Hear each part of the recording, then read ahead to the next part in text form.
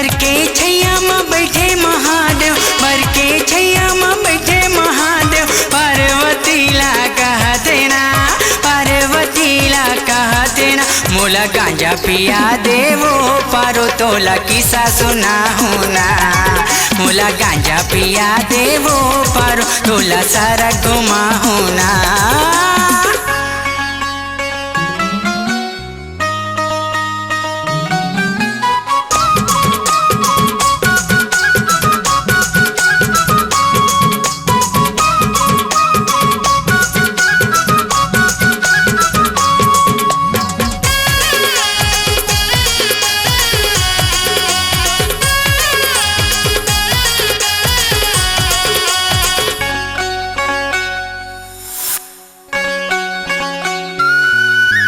सावन के महीना में मोर भगतन मन भर भर के गांजा ला पिया थे, भर भर के गांजा ला पिया थे। गांजा के संग में भांग ला पिया थे, पी पी के यो मन जिया थे, पी पी के ओ मन जिया थे।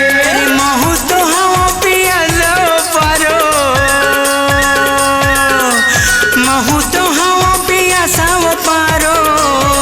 थोकुन तिरमा मोरे आ जाना, थोकुन चीलम मोरे जला देना। मोला गांजा पिया देवो पारो तोला किस्सा सुना होना। मोला गांजा पिया देवो पारो तोला सारा घुमा होना।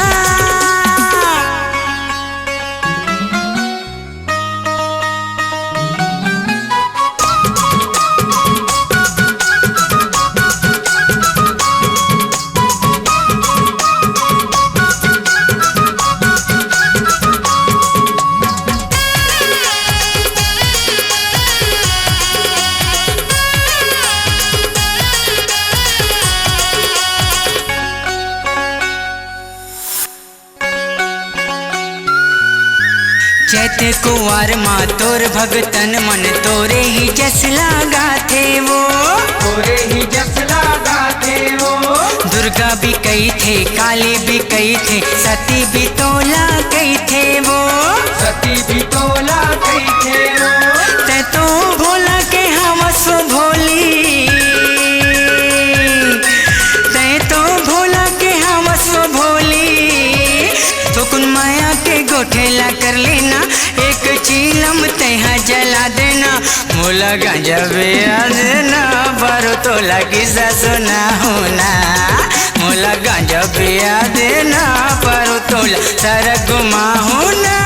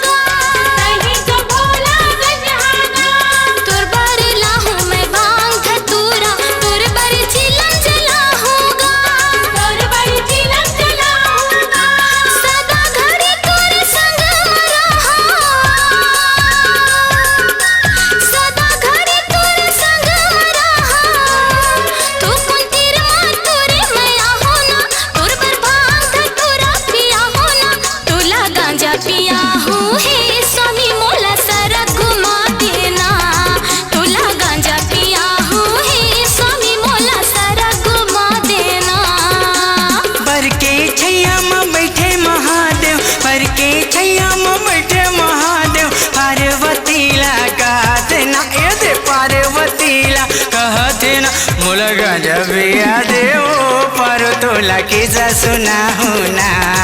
मोला गांजा पिया देवो पारो तोला सारा घुमा होना।